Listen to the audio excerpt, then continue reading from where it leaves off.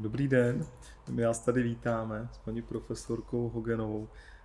Pro mě je to veliká čest, protože jsem teď poslouchal spoustu úžasných debat a přednášek a moc děkuju za to, že jste přijala naše pozvání. Já děkuju, že jste mě pozvali a jsem tady ráda. Díky moc. Těch otázek já jsem si dokonce hodně napsal a myslím si, že hodně jich vyvstane z toho, co tady budeme se bavit.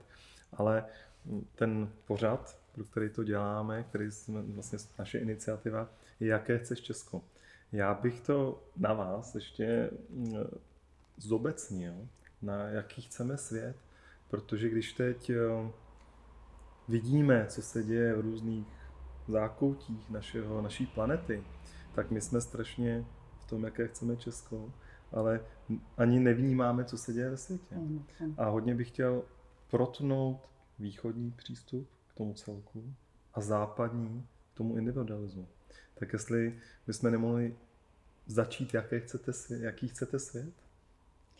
Já bych chtěla svět jednodušší, aby neměl v sobě tu skrytou agresivitu, která vypadá jakoby něco normálního, něco banálního, a aby tady bylo více pravdivosti. To bych si přála. Opravdu. To je hezký. A když jste zmínila tu agresivitu, tak já to třeba vnímám na úrovni biznesu tak, že není to pro mě agresivní, ale už hodně tvořím. A trošku tak přelétávám, jsem v tom jako té radosti. A dostávám se třeba do kontaktu s úžasnými lidmi z korporátů. Mě říkají, hele, fokus, jo, Bill Gates, musí se zaměřit na jednu věc, na ten výsledek. Je to třeba myšlený i tím, protože v biznesu cítím hodně výsledkově orientovaný všecko a že nás to tak stahuje a nemůžeme se rozkvést. Jak byste to... Může to být i třeba v tom biznise? Vnímáte to tak? Nebo to vnímáte jako obecně, že tam ta agresivita je z toho západního světa? No to je trošku založeno jinak. Ta podstata toho bytí, toho eonu, ve kterém teď jsme, je opravdu ta vůle k moci. Mm-hmm. A když se díváte na dějiny filozofie, tak pochopíte, že do této fáze jsme nemohli nedojít. Mm-hmm. Ano? Mm-hmm. A ta vůle k moci, která je podstatou i lidské existence, je vlastně vůle k síle. Ta moc je silou. Mm-hmm. A ta síla se ukazuje jenom, když samu sebe přerůstá. Čili vy jako ředitel tohoto podniku jste odsouzený, ne, že byste si to přál, ale vy jste odsouzený k tomu, aby růst vašeho zisku neustále rostl. To je ten růst růstu a to je ta vůle k síle, protože síla se ukazuje jako síla, jen když samu sebe přerůstá. To jsem slyšel někde, to jste říkal. Ano, jakmile síla někde zůstane na stejné úrovni, tak už jste neviditelný. Ano? Ta viditelnost člověka a viditelnost toho korporátu nebo firmy je dána jenom růstem. A proto říkáme, že žijeme ve společnosti, kde se zbožňuje výkon. To není jenom sport, to není jenom věda. Věda dneska se stává sportem. Ano. A možná taky právě proto tady máme ten koronavirus, kdo ví, jestli to taky takhle není. Čili určitě s tím nějak tak jako by se dalo polemizovat. Lehce. Minimálně lehce. Minimálně, ano. Ale pravdou je, že ten člověk, pokud chce, aby jeho existence byla druhými vnímána a dokonce uznávána, tak jeho síla musí každý den být vyšší než druhý den. A tohle je past, ve které vlastně jsou lidé, jako jste třeba vy, ale i já. Je to vlastně u každého, jenomže já dostávám peníze od státu, ale vy musíte vlastně vydělat, že jo? To je ten rozdíl. Takže tady je to určitě daleko horší. Daleko horší. No a my už jako z toho tak trošku jsme vyskočili, jo? Že, To si jenom myslíte. No to je pravda, ale na druhou stranu my to bereme tak, samozřejmě ten koronavirus nás extrémně posadil na jíždě. Ano. A zjistili jsme, že přežijeme daleko víc, než co ta síla toho člověka se ukáže taky ve chvíli, když se posadí na zadek a když vlastně vidí, co všecko může dokázat. Vy jste to zmiňovala, někde jsem poslouchal i soucna, která mi tady pořád chceme, což je s tímhletím spojený, protože ta soucna dokazují, jak jsme my důležití. Jakým způsobem teda se dá mluvit víc se svým bytím, jako abych byl, protože já to cítím, že doopravdy pro mě to není tak důležitý růst na úrovni biznesu. Že radši budu šťastný a zůstanu, nebo šťastný v mém pohledu, a nepotřebuji mít každý rok vyšší a vyšší obraty, jenom proto, aby naše firma tady něco dokázala. To přece jde? Já si myslím tohle, že z toho se bohužel asi těžko vyvážete, z té objektivní nutnosti v té konkurenci dobře obstát. Jasně. Ale je možné to dělat jiným způsobem, než se to vlastně vyskytuje v těch korporátech, což je dneska už známá věc, kde skoro každý bere antidepresiva a tak dále. Čili je třeba se obklopit tvořivými lidmi, kteří tu touhu po tvořivosti mají v sobě, kteří to nehrají. A pak, když se vytvoří takové prostředí, které je laskavé a uvolní ty rezervy, které dosud spí v těch lidech, protože se báli a bojí se třeba, tak je možné dostat takových fantastických výsledků bez toho, aby hráli zde tu základní roli na přežití ta antidepresiva. Ano, to je možné. A to ale samozřejmě nikoliv každý dokáže. To musí být člověk, který má nadhled, který není zanořen jenom v těch ekonomických strukturách a tabulkách a výpočtech, ale který je v distanci od toho všeho. Má ten odstup. Ano, a to je možné, když trošku rozumí tomu filozofování, nemusí to být žádné jako hluboké, bych to řekla, hluboké informace o všech filozofích, to není v tom vůbec, ale potřebujete distanci od toho, která je založena v tom, čemu se říká rozhovor s bytím. My tomu říkáme rozhovor s bytím. A ten rozhovor je v podstatě takovou prolongací toho rozhovoru, který vede člověk ve své běžné každodennosti. V běžném životě já musím vést rozhovor s tím, co ode mě ta budoucnost chce. To přichází z těch fenoménů, jako je ten fenomén Das Gestell a tak dále.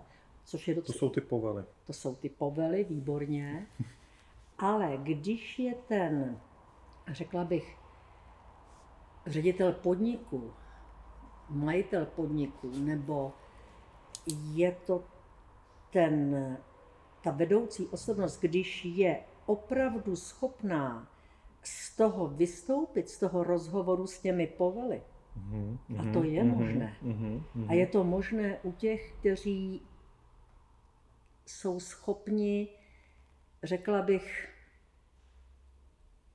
číst ty knihy, zamýšlet se, nechat se vést třeba hudbou. Jsou to lidé, kteří jsou schopni jít za horizont toho ekonomického procesu, tak když takový člověk je toho schopen, tak je to, co jste řekl na počátku, možné. Jo? A to je ten počátek. A to je ten počátek, ano. To se ale musí v té bytosti zrodit, než počátky se rodí vždycky poprvé a naposled. a rodí se vždy v prostředí, které je sváteční, a ten svátek má v sobě jinou časovost než normální běžný život. Protože ten normální běžný život má v sobě právě tu časovost, kdy přicházejí povely bez říká, teda beze slov, že jo, přicházejí jako objektivní nutnosti a my ty povely musíme poslouchat. Ale když se vytvoří prostředí, které je laskavé, a láskavé, ještě ano, láskavé. Ano, je laskavé, tak a je tvořivé, tak tam je možné dosáhnout těch vhledů i do toho, co je základem třeba výroby, která v této firmě třeba je základem. Těch výsledků lepších se dokáže taky. A dokonce se mohou ty výsledky i několikrát vylepšit, bych řekla. Že jakmile v člověku je strach, a my máme dva strachy v té filozofii. Tam je, Němci říkají die Angst a die Furcht. Jo? Angst je strach z toho, co znám. Třeba z toho, že vylítnu od zkoušky nebo že vylítnu z práce. Jo? Ale die Furcht je strach z atmosféry, která je plná otázek, které se nesmějí vyslovit, odpovědí, kterých se nedočkáme, i když je potřebujeme. To je prostředí, které zabíjí toho člověka už tím, že se musí tvářit jako, že žije báječně. Ano. To je ten americký. To je ten americký způsob keep smiling. Ano, přesně. A to je něco, co opravdu umrtvuje všechny bytostné tvořivé síly v člověku. No. Čili kdo chce, aby jeho podnik vzkvétal, tak musí otevřít tu náladu, poněvadž to naladění je to základní. Poněvadž v tom se rodí ty otázky, tam se rodí ty počátky a tam se může i vylepšovat způsob, jak se vyrábí, jak se prodává a tak dále. Jít z vlastního základu, neopisovat po druhých, mít odvahu k tomu, jít z vlastního pramene. To je to, co je nevyhnutelné pro nás všude a říkáme, že dobrý život je život, který teče z vlastního pramene. Ne z podsunutého, které se okopírovaného v nějakých marketingových kurzech. V dnešní době. Ano. Všecko stejné. Všechno stejné. Je to odporné. A navíc žijeme ve škatulkách. Ano, Město na škatulkách. Ano, přesně. Ten Matrix. Ano, to je Matrix. To je ten Das Gestell, die Machenschaft. A to je nevědomé. Ano, lidé o tom nevědí. Vlastně vy to neustále děláte nevědomě, že jo? A jasně, no. Jo? A pak je tu spousta, dokonce i lidí, kteří jsou na to školeni, aby takovou tu soutěživost, která ve skutečnosti generuje ten furcht, to je ten strach z toho neznámého, co přijde od někud, ano, tak tito lidé ten strach ještě více, řekla bych, posilují v těch pracovnících té firmě. Jo, že no, to tak bývá. V tom korporátu často ano, to bývá. V korporátu velmi často. Čili tam pak člověk místo, aby myslel na ten podnik, tak myslí na to, co ten druhý proti němu má a tak dále. A předpřipravuje se na útok, který přijde ze zadu. A tohle všechno bere lidem jejich tvořivost. A ta kreativita, to je to základní. Já bych měl na tohle asi 4 otázky, na které bych chtěl navázat. Jo. To je vůbec, jako nevím teď, kterou si vybrat. Ale ta nejvíc, protože my třeba jsme dělali i biznis v Dubaji, teď jsme v Ománu, tam je vlastně vtipný, jak v Dubaji, kde je slunce, a myslel jsem si, že když je pořád slunce, tak neznají, co je to cykličnost. Protože my se tady o cykličnosti nebavíme. Ano. Tady doopravdy ten neustálý růst a za jakoukoliv cenu je silný na nás tlačen, že? Na ty podnikatele, na lidi, na kohokoliv. To nemyslím, že by to bylo v podnikatelském prostředí. Ale ten západ s tím fakem, s tím keep smiling a s tou agresí nás extrémně určuje, jak se třeba teda zkusit vyvázat té agresivitě těch reklam. Toho, že vlastně tady je český spisovatel, český filozof, český učitel, profesor, který zná tu naší kotlinku daleko líp než nějaký Američan z Texasu nebo z dalších 50 států. Jak víc se odevzdat tomu, že my tady máme přece náš prostor. My se nemáme co naučit z toho jejich prostoru, protože Říkáte nádhernou věc. To je to, co my, lidé takového toho mého ranku, bych si strašně přáli. Ano. Aby v televizi byly věci, které jsou ryze české, které mají v sobě český vtip, českou hloubku. Pana Vericha. Forbíny. Nikdo nezná Forbíny. Forbíny potřebujeme jako sůl. Ano? To je balzám, že? Balzám, no. Ano. Kdežto to neustálé opisování od toho západu je trapné, hloupé. Dnes jsem přesvědčena, že to mohou dělat jenom lidé, kteří jsou polovzdělaní, protože tam když je člověk kultivovaný, tak tohle přece nemůže pořád dělat. Ano? A tady se to děje ve školství, na vysokých školách, v kultuře. Je to... Ty pořady, že jo? Ty pořady. To je strašný. Přesně, to je strašné. Ano, přesně influenceři.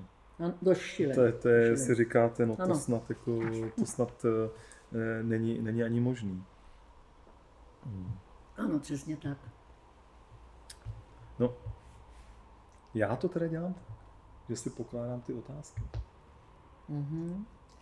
A to je právě to, co je základem celé vzdělanosti. Odpovědi už dnes, těch je strašně moc. A to, co je důležité v životě, jsou otázky. My dokonce říkáme, že tázání je zbožností myšlení. Takže když člověk má v sobě otázku, tak ta otázka, a je ta otázka bytostná, to znamená, je opravdová, tak nemůže nevyrůstat z toho posledního pramene, ze kterého teče, ten nejlepší pramen, ze kterého teče ten autentický život toho člověka. Když člověk žije jaksi autenticky, to znamená, žije z něčeho, co je out ens. Ens jsou tady soucna, že jo, out je teda vně těch soucen, tak musí vědět o tom, že tady v životě jsou i věci, na které se nedá položit ruka a které jsou daleko důležitější. A také musí vědět, že ten život, který žije ten člověk, tak je vždy rizikem. A takový člověk umí s tím rizikem žít. Umí v něm prodlévat. Nepropadne hned hrůzám. Ano, nezačne šílet. Než z toho se pak dělají chyby. Čili se dá ten odstup. Musí mít ten člověk distanci od toho, řekla bych, agresivního světa. A tu distanci si musí v sobě opatrovat a musí ji živit tím, že má v sobě otázky, které mu v napětí toho tázání, jež v tom člověku přebývá, vytváří takový prostor, ze kterého se rodí vhledy do podstaty věci. Jo? To znamená, podstatou věci je být v té distanci od toho neustále, řekla bych, produkovaného, agresivního apelu, musíš se mě bát, načas jsem silný, velký, neohrožený Mikeš, ano. Musí být od toho v distanci a tuto distanci musí v sobě opatrovat. Jo? Musí umět prodlévat v neurčitosti a nezešílet z toho. Ač ta je skoro všude. Tu kunderu, tu lehkost bytí. Ano. Musí k sobě vlastně pustit to bytí. Jo? To bytí je opravdu kunderovské A je to to, co nacházíme jenom, když žijeme v napětí těch opravdových otázek, protože to bytí je tím, co je plnou nicotou, z níž se vlastně všechno ukazuje. Ano? Všechno ukazuje. Když se toho Platóna ptali, co to je ta idea dobra, tak on stál v té akademii před těmi svými studenty a chvíli přemýšlel a pak jim řekl toto. Idea dobra je to, co dává všem věcem kolem vás vzhled, že můžete ty věci vidět, ale samu ideu dobra nikdy neuvidíte. Čili to bytí je tím, co je pozadím v uvozovkách, ano, pozadím, z něhož se všechno ukazuje. I to ukazování se z něho ukazuje. Ano. A k tomu se ale může dojít jenom myšlením myšleného. K tomu se dochází jen cestou negativní.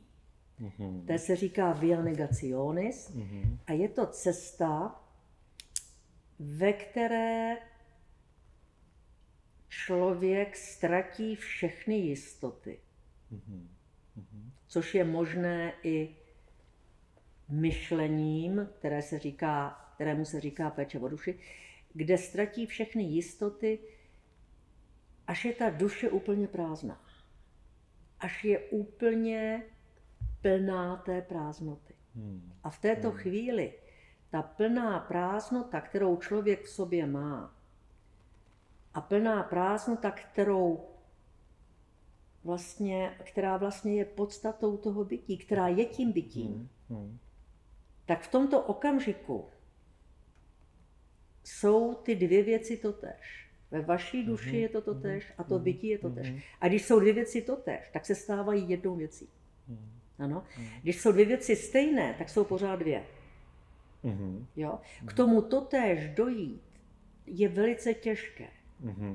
Je to vlastně cesta negativní, není pozitivní, je negativní. Je to cesta ztrácení těch jistot. Jo? Těch jistot, jsou systémy, struktury, kauzalita, ratio, ale je to taky, dejme tomu, Bůh. Jo? Všechno tam ztratíte. Tak jediné jisté je to, že vše je nejisté. Ale tam ztratíte všechno. I tu jistotu. I tu nejistotu. Vy zjistíte i tu nejistotu, že vlastně je všechno nejisté. Ano, tam ztratíte úplně všechno. Tohle jsou, ale... To je hodně silný. To je hodně silný, ano. Teď vám vlastně říkám o tom, jak to je, když ten chlapec vylezá z té platonské jeskyně. Jo? Když se dostane do místa, kde nemůže ani nahoru, ani dolů, a teď se nedovolá, protože už je hrozně daleko od lidí, ví, že když spadne, tak že zemře. To je ten niterný rozhovor. To je ten niterný rozhovor, který se člověku skoro ani mnohdy za život nepodaří. Jo? A k tomu musí mít člověk odvahu. Ano? To je důležitá odvaha. A teď jenom budu povídat o tom chlapci. On tam ztratí všechny jistoty. Jakmile ztratí všechny jistoty, tak se stává vlastně tím též, co je to bytí samo. To je ta lehkost toho bytí. Ta lehkost je v té plné prázdnotě. Ta prázdnota to není prázdnota, která vzniká, když vypijete tu kávu z toho hrnku, který držíte v rukou. To je prázdnota jiná. Tato prázdnota potřebuje takzvaný chorismos. A chorismos je svoboda. Hrozná svoboda, absolutní svoboda od všech věcí. Já teď vám říkám věci, které jsou poměrně těžké. Ne, to není těžký. A můžu se ptát, může to být teda to, když se to stvárňuje, když člověk umírá, tak tu předposlední chvíli před tím, jako tak to většinou bývá ukázaný, tak ten člověk vlastně jako se usměje, jako řekne jo a vlastně všecko je správně, já jsem jako připravený, nebo jsem to nějak vybavu, někde jsem to nějak Přijal jako, smrt, ano. Přijal smrt. Přijal smrt. Tak To samozřejmě s tou filozofií jako souvisí, meč ona je propedeutikou ke smrti. Ano. To, co vám tady vykládám, je vlastně jiný způsob poznání toho, co je podstatné. Tento způsob poznání se nazývá poznávání stejného stejným. Ale přesněji je to poznání téhož týmž. Ano?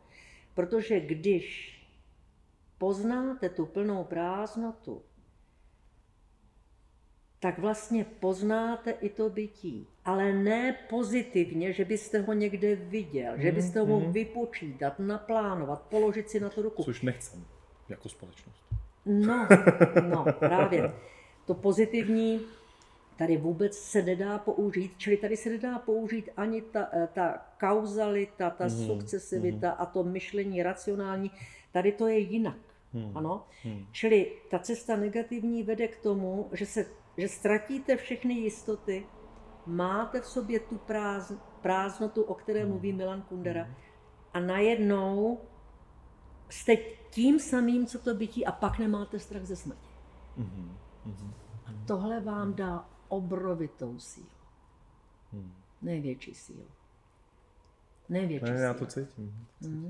To vám dá úplně nejvíc. A pak, když se nebojíte, tak jednak to bude na vás vidět.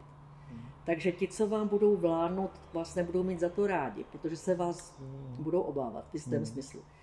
Proto vlastně ti filozofové vždycky zalezali do těch jeskyň, že jo? Ale jakmile se vám tohle podaří, tak nemáte strach ze smrti, vylezete z té platonské jeskyně do toho světa ideí, kde je nádherně. Je to vlastně, to, co vám teď vyprávím, je vlastně ten Patočkův třetí životní pohyb, který se jmenuje Život v pravdě. A je to stará věc, prastará věc, 2500 let přinejmenším. Je to staré, to, o čem teď mluvím. Možná ještě víc. Možná ještě víc. My to určitě znali Egypťané, jak jsme si povídali. Ale v dnešní době je to něco, co je téměř neslýchané. Ale ta filozofie to v sobě pořád má. Protože ty hodnoty nějak nám tady trošku upadají. Už to říkal Baťa. A my jsme teda zatím neudělali mandalu pravdy. Máme mandalu lásky, štěstí a určitě pravdu uděláme brzo. Ale slyšel jsem, že jiná čokoládovna udělala nějakou čokoládu pravda a ta se prodává nejméně. Což je takový, ale každopádně teda máme čakru pravdivou, takže ta už se teď prodává, protože taky děláme ještě další věci, ale je to vlastně, ono je to tragikomický, že jo, trošku, že nám ty hodnoty spadly, no, takhle. Ty hodnoty, ty se v podstatě staly komoditami, které se prodávají a nakupují, to už nejsou hodnoty. Ano? Ten svět se strašně proměnil tím, že ta pravda se stala jistotou a tu jistotu, které my říkáme certitudo, vlastně potřebuje téměř každý k životu. A tato jistota vlastně vytvořila ten technologický svět.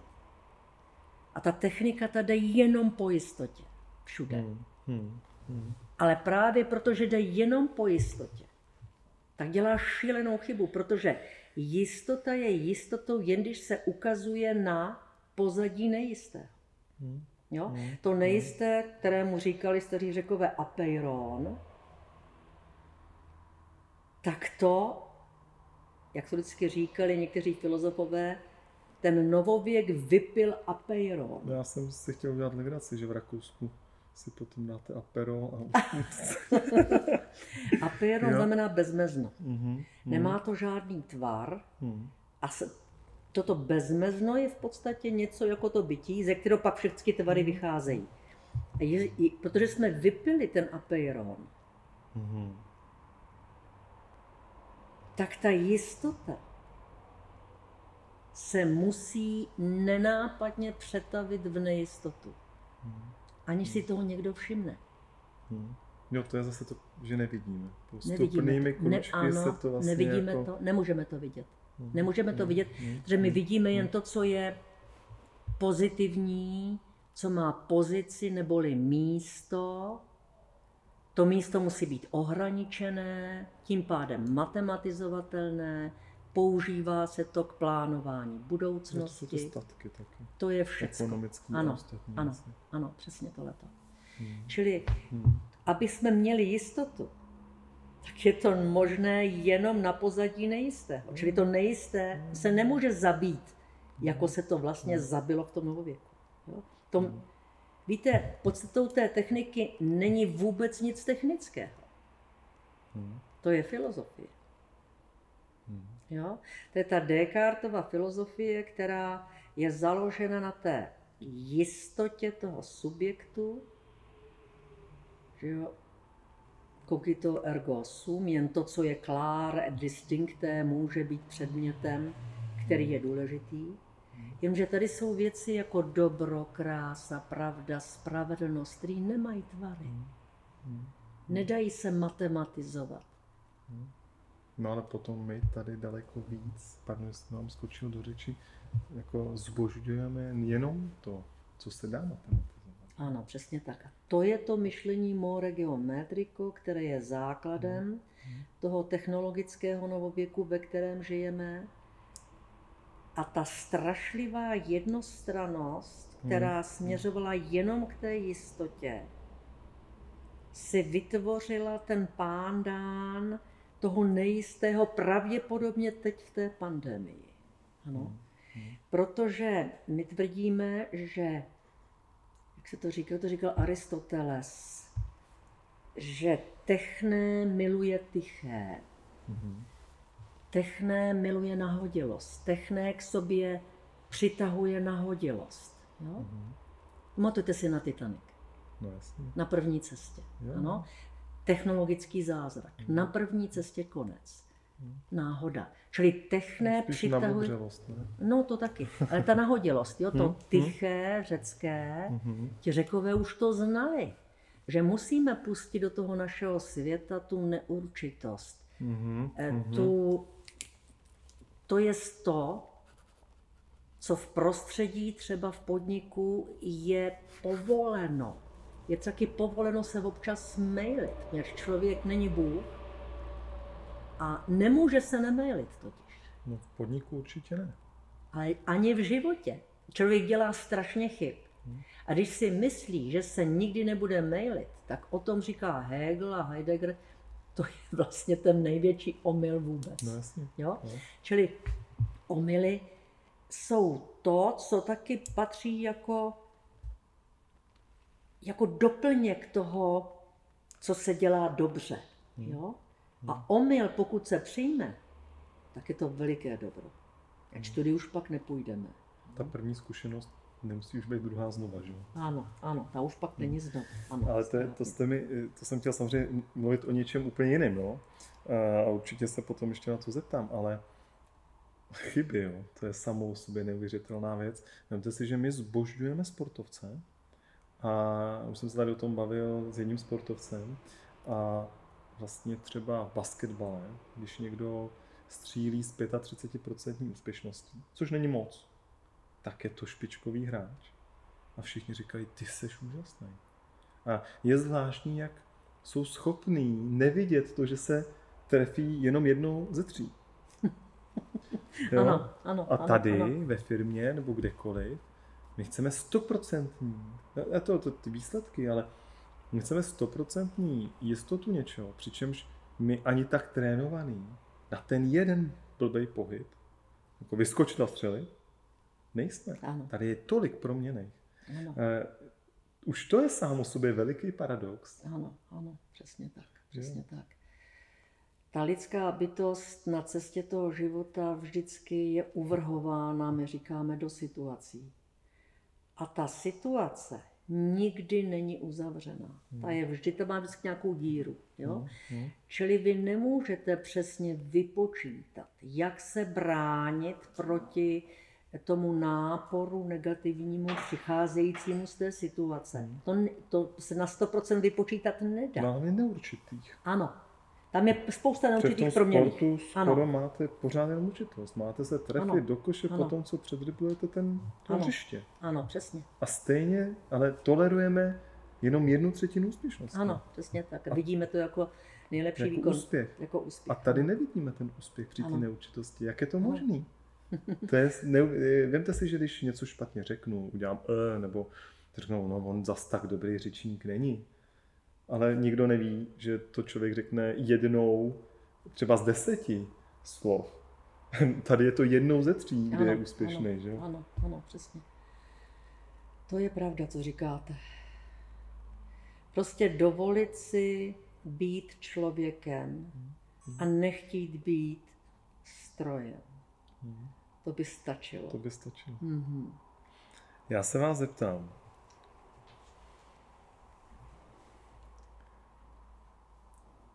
Ten man word, jak se to říká v angličtině, to není jenom jako člověk. To je taky hodně mužský svět. My, když jsme se tady bavili naposled s 2 mužema, tak jsme říkali, že se tady bavíme o něčem, co by se mělo zrodit. Baví se o tom 3 chlapy, což je samo o sobě vtipný. Jo. To nevadí. Ale vy na tom rození máte obrovský podíl. Obrovský podíl. To je moudré, to je pravda. No. To potom ta poslední fáze, to je sice otázka ženy, ale máte na tom obrovský podíl. Ale vy jste něco chtěl říct. Chtěl jsem říct to, že jsme byli u těch slov, byli jsme u toho češství, nebo to, jak vlastně my jsme vně, místo aby jsme byli v té české kotlince. A i o tom vlastně, jak ta slova, když je vlastně najednou všecko se dostává do angličtiny, třeba na Slovensku se říká skoro všecko technicky anglicky. To ještě my jsme docela na tom dobře. Je možný, protože já jsem studoval x jazyků a třeba mám rád takový příklad, že Escarabajo, ani nevím, jestli to je ze Scarabeus, ale každopádně ve španělštině je to brouk. No tak to bude, určitě Scarabeus. No ale ještě to má další jako zajímavou linku, že Escarabajo je tváří dolů, když se to rozseká. Krásný, což ten brouk je. Ano. A často, když jsem studoval ty jazyky, tak jsem si uvědomoval tu španělštinu a tu ruštinu a ty ostatní. V angličtině je to trošku méně, to je takový zvláštní jazyk. Ale my vlastně nevidíme tu jednoduchost v tom českém jazyce, nebo jednoduchý, že jo? Být jedním duchem je taky úžasný. My říkáme jednoduchý je hloupý, že jo? My nevíme, co je to hňup, my nevíme, co je to fešák, přičemž jsou to kastráti. A kastráti zvířat. My vlastně vůbec neposloucháme ten český jazyk. Ano. To je právě výsledek toho technického myšlení a v současné době tady máme to digitální myšlení a to je malér. Jo? Já bych vám řekla, to slovo, to roste jako dítě, rodí se jako miminko, jako dítě, žije jako člověk a tak dále, taky někdy stárne, ale vždycky má v sobě ten proces toho života, toho slova obsažen, říká se tomu etymologie, jo? Ale teď zrovna jsem četla, když jsem jela jsem k vám, Heideggerovu myšlenku o slově džbán. Jo? On řekne, džbán je věc, která dnes se chápe jen jako předmět. A protože se dneska slova chápou jako předměty, tak ztratili v sobě tyto životy. Jo? A teď vykládá o tom džbánu, že džbán je dar nalévané.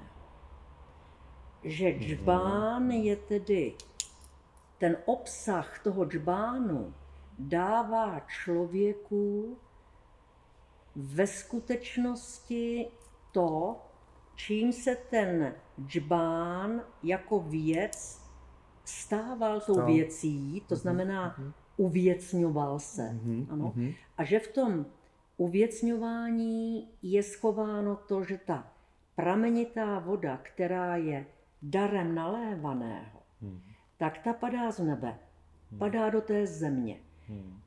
Teď v té zemi se prodírá mezi kameny a mezi kořeny tím vším, čistí se, dostává do sebe nějaké věci dobré a pak někde jako chladný pramen vytéká a ten džbán, co tam je, tak umožňuje ten doušek, který je tak svěží a tak příjemný, že je až nevýslovný. A Heidegger k tomu řekne, ale v tom doušku je hieros gamos, tam je posvátná svatba nebes a země, protože z nebe přišla ta voda do té země. Že to je cyklus.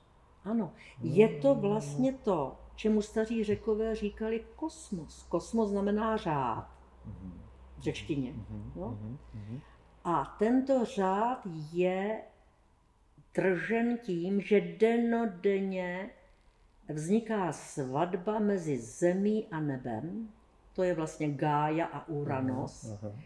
A tomu se říká hieros gamos. Hieros je posvátný, gamos game je hra. Tak to je posvátná svatba, ano, se říká. Že? Ano, posvátná svatba nebes a země. A výsledkem tohoto utváření, toho kosmického řádu je doušek vody z toho džbánu. Ano? Čili ten džbán má v sobě celé dějiny lidstva v podstatě. Ano? To slovo je to džbán... podstatné a ne předmět, že jo? Ano, přesně. Je to věc a věc se rodí věcněním. Ale co udělal z toho technologický novověk? Ze všeho se udělali předměty. A obrázek. A obrázky těch předmětů, které pak působí třeba jako reklama. Jo? Čili ten džbán už je dneska jenom předmět na trh. Ale stejně tak předmětem na trh je i top manažer. Ač ten v podstatě se také kupuje a prodává. Ano? A v podstatě se takhle kupuje a prodává i vynikající fotbalista. Jo? Čili co se stalo s těmi slovy? Ta slova ztratila tu věcnost, skrz kterou se ta slova rodila do té podoby, kde by měla ta slova být. A my už jim dnes nerozumíme. My rozumíme těm slovům jako předmětům. Čili co ta slova ztratila? Ztratila svou dálku a blízkost, říká Heidegger. Jo? Dálku a blízkost. Ta slova vznikají ze slovesa legejín, to je řecké sloveso, znamená usebrat. Jo? Čili slovo stůl, v tom stole st-ul, jsou usebrané miliony stolů, úplně každý jiný. Takže jako kostičky z Lego. Ano, přesně. Lego. Ano. Reklama. Je to usebráno a to slovo je potom nazváno tím, co bylo u Jana v jeho evangeliu, že jo? To je to slovo logos, z kterého vznikly všechny vědy, logie, že jo? Čili logos, slovo je něco tak posvátného. Tak posvátného. A my jsme ještě ty Slovani. A my jsme ještě ti Slované. Ano. My jsme Slovani, máme to ve jménu. No a také někteří říkají, skláve, slave, že jo, to je ten otrok. Jo, to někdo říkal. Jo? Čili tam opatrně. Jo, to jsem slyšel, jo. Tam opatrně, ale co je důležité... Sklávo, no. Ano. Sklávo je to latinská složka. Ano, přesně. Čili když se ke slovu chováte, jak to Čapek chtěl, který tohle znal a cítil, že jo, obrovsky. No, to bylo samo o sobě velice. Tak to prostě je potom opravdu kultura slova. A on ho i vytvořil. Že? Ale na co se dneska slova, jako, kam se ta slova dostala? Ta slova jsou dneska jenom znaky. Znaky, jo, co je v digitálním myšlení. Pravdivý soud je jedničkou. Nepravdivý soud je nulou. A co jsou všechny programy počítačové? Jedničky a nuly. Kde jsou slova? Kde jsou kde je vyjecnění těch slov? Vlastně ta podstata. Ta podstata. Ta podstatná ne. Ta podstatná Ta podstatná. A my jsme to udělali to fakt předmět. Z podstatných jmen jsme to předělali. Všechno jsme proměnili napřed i člověka. Když se tady dělala ta čísla koncentráku, to nebylo tím, že ti Němci jsou zlí. Oni jsou takhle zlí úplně všichni lidi, kdyby přišlo na věc. To není tím. Milgramův pokud, že? Ano, přesně tak, přesně tak.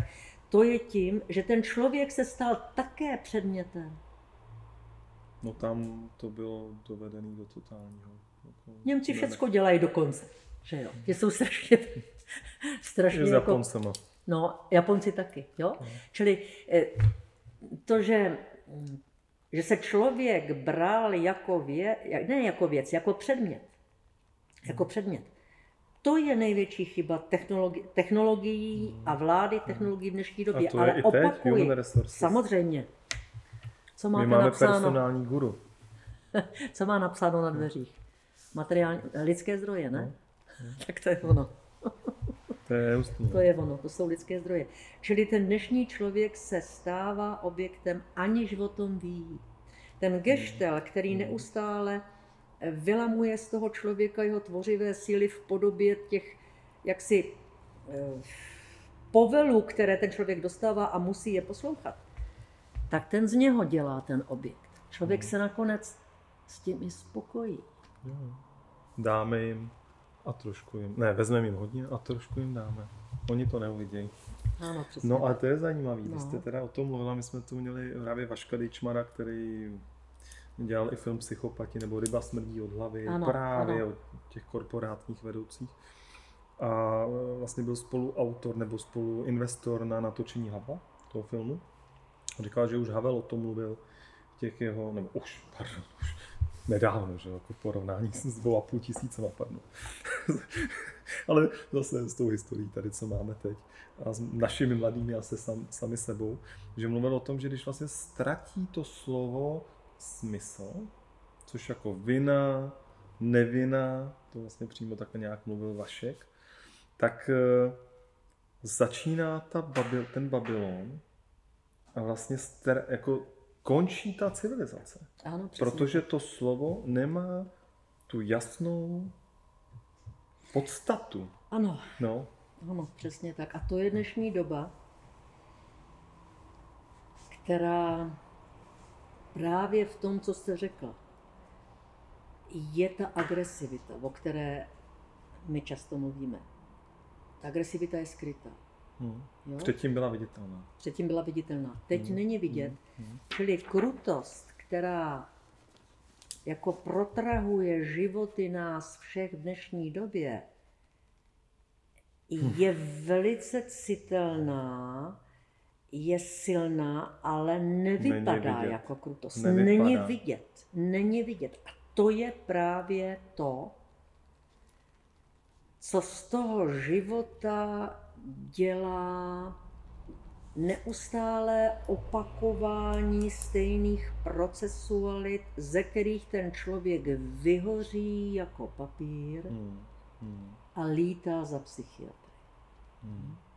A nebo, a to je to, co mladí dělají, staří dělají, buď se pije,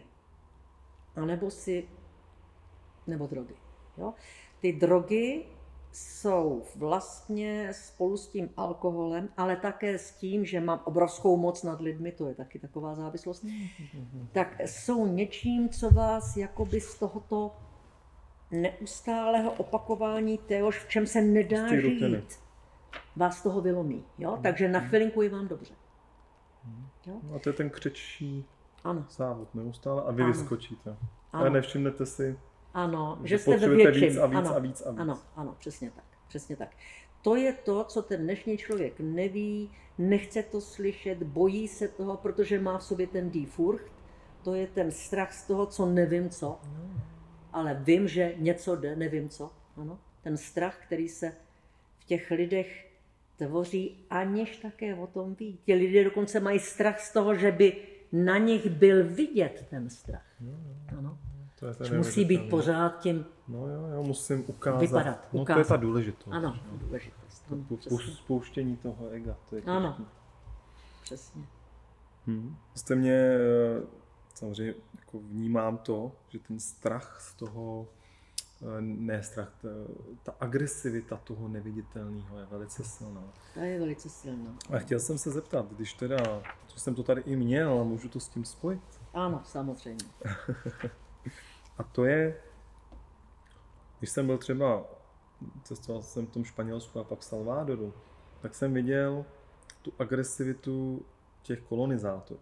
Jo? Ale to jsme si řekli už předtím, že Angličani nevykořenili ty Indy, nebo Kanadu, ano, nebo kde ano. oni byli, ale třeba Španěláci extrémně vykořenili všechny ty Salvadořany, všechny tu Jižní Ameriku, oni vzali jazyk. A vemte si, že Indie pořád má svůj hinduismus, svoji jogu. A ano. Nemluvím o tom, že to bylo OK, určitě to nebylo OK, ale v té Jižní Americe, my tady máme kolik dní Mexičanků, bereme z Jižní Ameriky, oni vlastně nevědí nic. Jim vzali ten jejich jazyk a my máme velkou výhodu tady, že ho máme. My jsme vlastně nemuseli přetransformovat to naše bytí, já nevím, co tady byli druidi pravděpodobně. Ano, ano. Tak my to tady pořád můžeme díky těm slovům a všemu zažívat.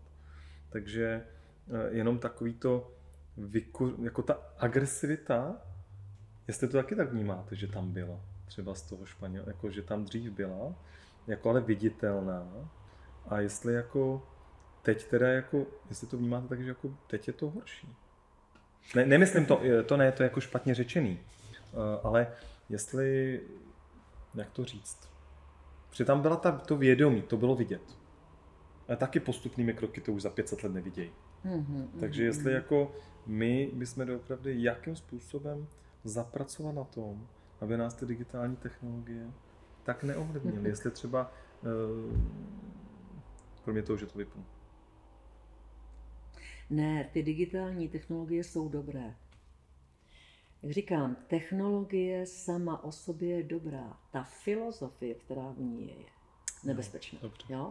Čili je třeba o tom vědět.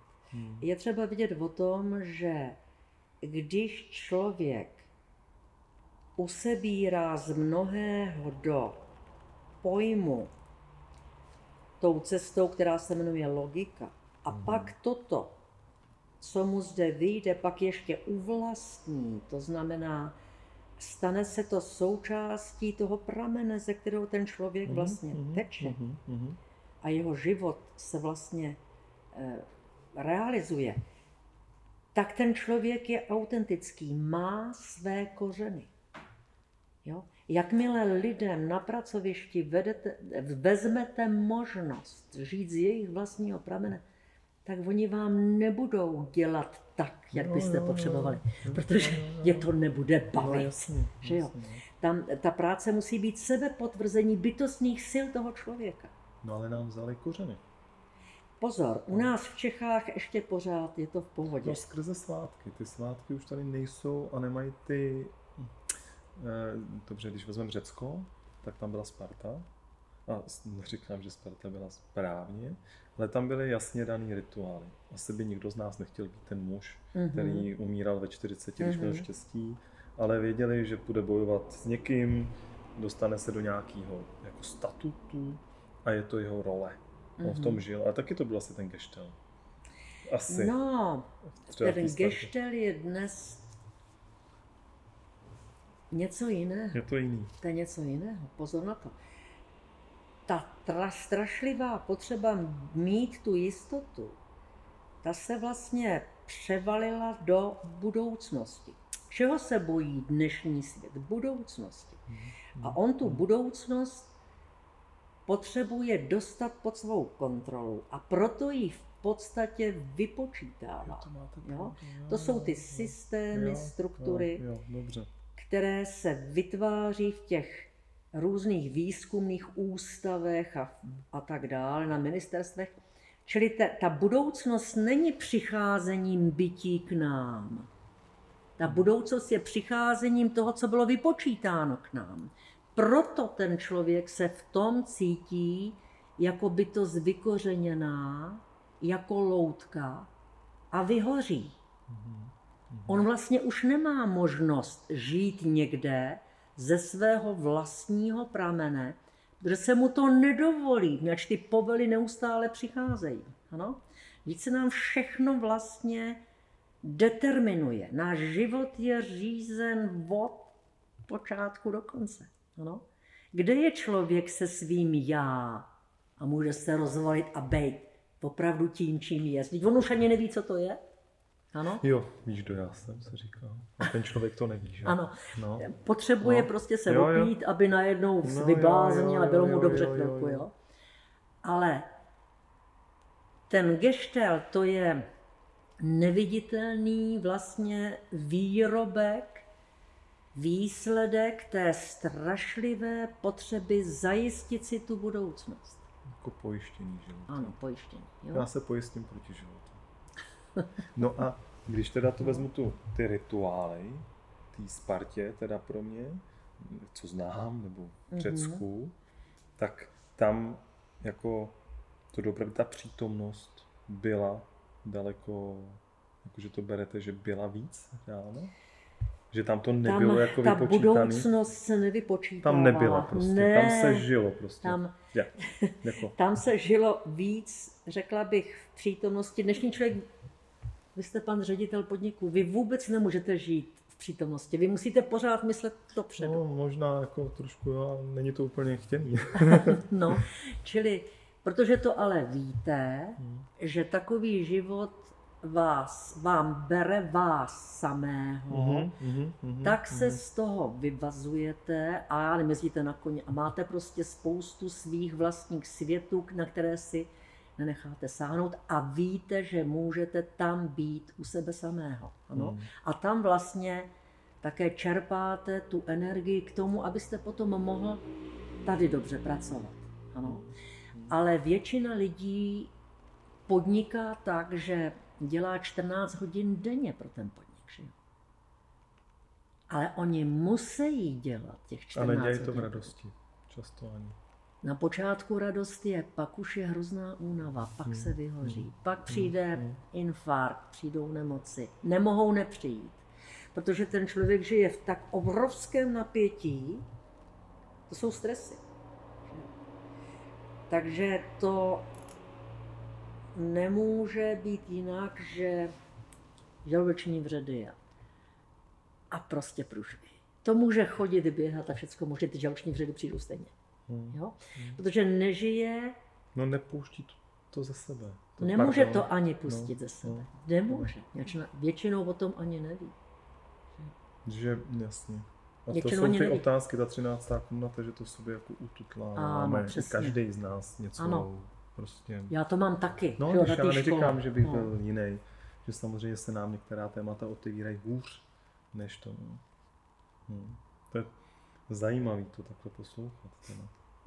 Trošku děsivý. Ale... Já si myslím, že pokud...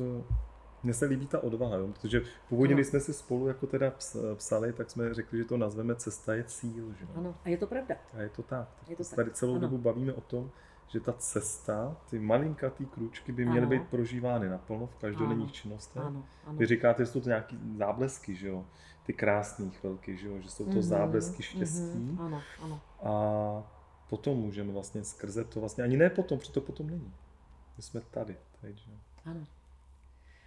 Ten člověk, to dneska, on je naprogramován, aniž si to uvědomuje a jede, těší se pak na jídlo, já nevím, takové ty věci.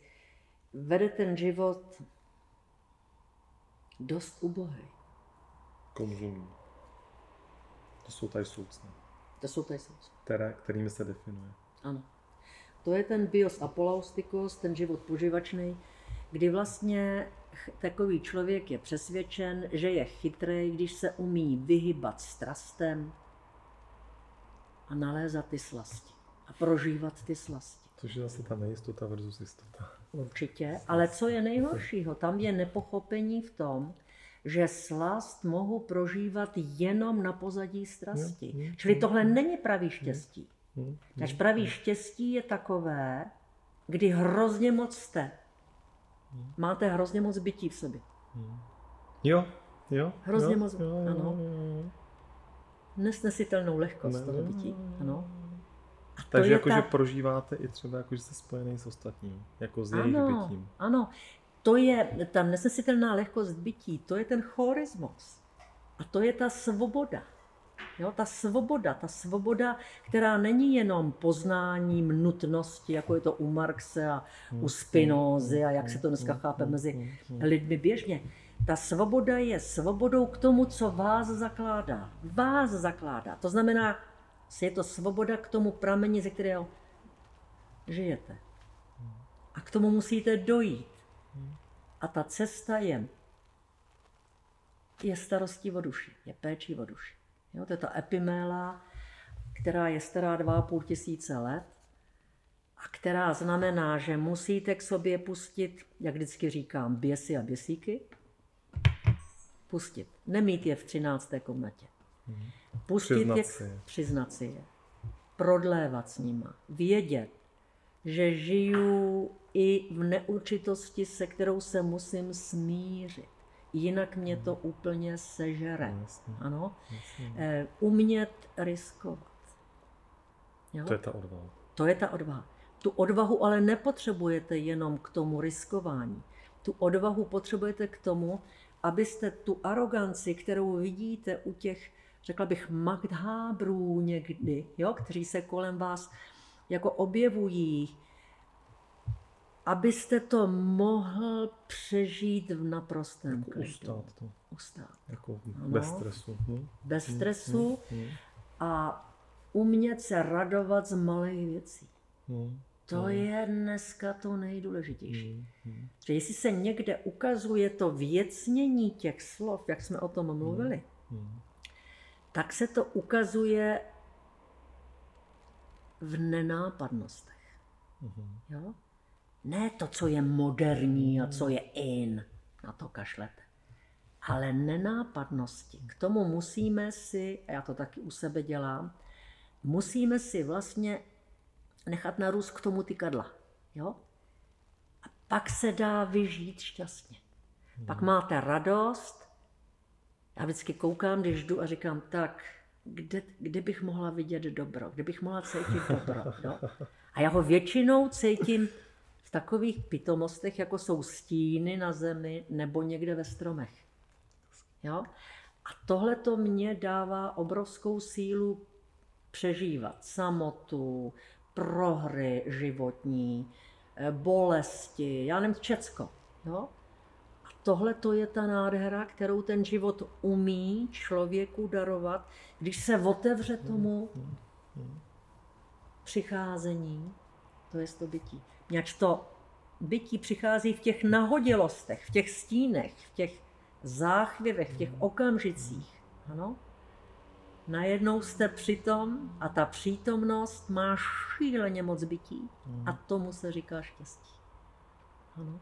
Ten flow v angličtině, že jo? Tomu no, říkají. Ale tohle to není flow, tohle to je prostě v té chvíli je to obrovský zavalení tím štěstíčkem z té chvíle a to většina lidí prostě v sobě nepěstuje, netrénuje, neotvírá se tomu. Jo? Čeká pořád, že přijde něco zvenku, kupuje si zážitky, prožitky, Egypt, všecko. A to víc vede k vyprazňování. Jo? A to je pak horší a horší. To je krásný. Je to ve vás to je. Najít si ty. A můžu se zeptat, protože jsem chtěl, protože teď o tom mluvíte, jak jste se dostala k tomu, že ta slova vlastně, protože znám spoustu, no ne spoustu, ale spoustu lidí, kteří mluví o filozofii, jak je možný, že z vás ta slova padají, takže to je doopravdy to autentický, to jako vaše, jakože to je cítit. Teda, já nevím. Řekla jste to dobře. Já to takhle jako bezprostředně... Dokonale jste to řekla. Já tak žiju. Jo? Ale já jsem se k tomu nedostala, že by se s tím narodila. Mě ty situace, které mě potkávaly v tom životě, k tomu nakopaly. A pak mi pomohli ti, kteří jsou opravdu teda úchvatní. Jo? Platon, Aristoteles, Augustín, Kant, Ale nejvíc bohužel ti fenomenologové, Husserl, Heidegger, Hannah Arendt, Landgrebe, Fink, že jo, a hlavně Patočka. Ten Patočka je fantastický filozof, nevyužívaný, nevzpomínaný, je jedním z nejlepších ze všech. Píše 3 knihy, on má strašně moc knih, ale ty 3 knihy jsou základní. Péče o duši římská 1, 2 a 3. A tam je všechno napsáno to, co já vím a jsem dneska říkala, já mám z něho a taky z těch dalších. Protože to čtete a ono se to pak usebírá a pak se to uvlastní. A pak je najednou ten život daleko jiný. hezčí. Ano, jiný, hezčí. Má v sobě naději. Krásně. A můžete se vracet k těm počátkům, které se vždycky rodí poprvé a naposled. A to je to, co je v těch chvilkách. Tam jsou ty počátky, tam se znova rodí to bytí. V té chvíli se rodí to bytí. A vy ho máte v sobě a máte ho hodně. Pak jste šťastný. No. Já nevím, abych asi ptal se ještě hodně, ale tak zeptám se ještě na poslední věc. Protože tohle to je dokonalý konec a jako ani to nechci rozstřelit. Jo. A no, já myslím, že ani ne. Protože to je tak dokonalý závěr, že je škoda teď říkat, jaké chceme Česko, protože jste ho řekla. Tohle ale umí filozofie. Jednu věc vám teď řeknu. Psychologie tohle neumí. Ale filozofie ano. Umění to umí taky. Hudba, Ennio Morricone. Ano, přesně. Jo. Umění tohle umí říkat. Říkání je totiž beze slov. A umění je fantastické. Proto ta kultura musí být jiná, než je. Ano. Víc tohoto do školy. Víc filozofie do školy.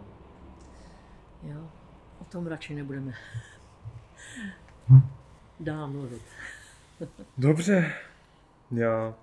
A teda ještě poslední. To stejně nemusíme stříhat, protože my nikdy nestříháme. To můžeme třeba dát jenom jako ukázku, že to třeba nezakončíme tím. Vy jste mluvila, to se mi moc líbilo, ta tišina duše. Jenom k ní něco malinko říct, tak hezky. Ta tišina duše, to je to, co k vám přijde, když se necháváte potkávat. Pozor, to nemůžete jako vůlí řídit, ano? Když se necháváte potkávat těmi chvílemi, které jsou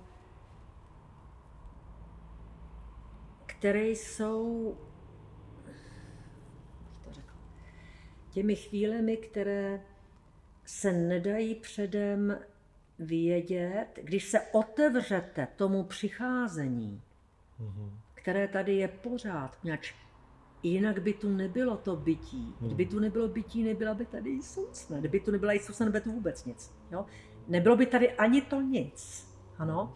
Čili když se otevřete k tomu, co k vám přichází a neřídíte to. Neřídíte to. To je důležitá to se musí podtrhnout. Neřídíte to.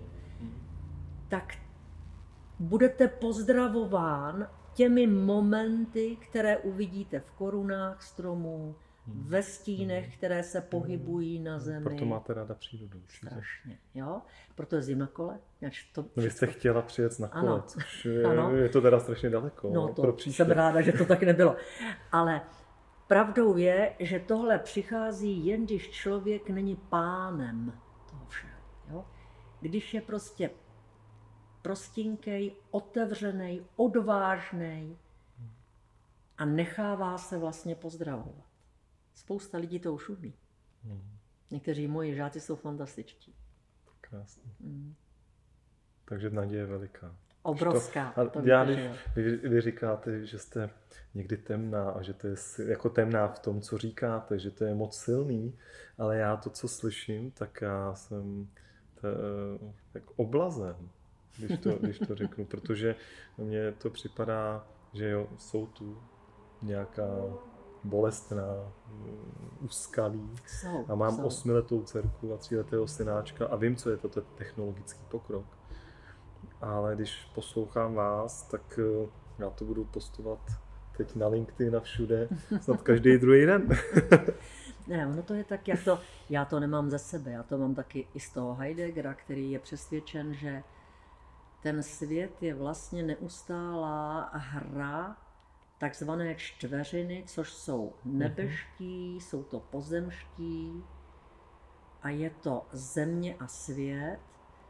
A v této čtveřině, že je střed a ten střed je ohňový a kde je oheň, tak tam je světlo a kde je světlo je pravda a kde je oheň, tam je teplo a kde je teplo, tam je domov a kde je oheň, tam je spravedlnost, protože v tom ohni všechno schoří. Čili když člověk umí pobývat v tom ohňovém středu té čtveřiny tohoto světa, nahoře nebeští, dole jsou pozemští, pak je planeta Země, že jo, a je ten svět, to všecko je v takové hře, které fyzikové říkají pohyb a chemikové říkají reakce, a nevím, každý tomu říká nějak jinak. Ale to zrcadlení té čtveřiny, jedna věc se zrcadlí v druhé, to zrcadlení se zrcadlí v té třetí, čtvrté a všechno to dohromady vytváří něco. Když tohle člověk usebere v sobě a on to umí, když má duši. Ano, to je to legein, to je ten logos. Jo? A usebere to v sobě v té duši, která nemá žádné hranice. Ano, žádné hranice nemá, takže se to do ní vejde. A teď je uprostřed, v tom ohňovém středu, tak je doma. A to je ta tišina, to je to galéne tés psychés, kdy, jak říká Epikuros, v každém stéblu trávy je ráno v rose vidět celé slunce. Ano, já nemusím lítat do vesmíru a koukat na něj, protože ho mám tady. Mám ho dokonce v 1000 podobách na každém stéblu travu. Ano, jo? A ta zahrada, ve které je ta tráva, to je ta čtveřina. Ano. A tuhle čtveřinu znají Arabové, to jsou ty jejich koberečky, na kterých se modlí. Že jo? Uprostřed je co? Uprostřed u nich je vždycky pramen. Jo? Pramen. Čili ten pramen, ze kterého člověk teče a žije. Ano. No. Čili tohle to všechno jsou staré myšlenky, nesmírně staré. Jenom byly zaházeny těmi technologickými, řekla bych, moderními slovy a významy a systémy a strukturami a tím vším, co se nám dneska jeví jako pupek světa, ale není. Není, jo? Není. Něč to, co je podstatné, je ten člověk. Já mám poslední dovětek, já se omlouvám. Ale to podtrhnutí toho, že když lidi opravdu jsou extrémně materiálně bohatí, tak ten strach o to, co se stane s jejich penězi, je tak veliký. Přesně jste to řekl. Ano. To je horší než die Furcht. To je horší než die Furcht. Kdo ví, jak se k těm penězům dostali.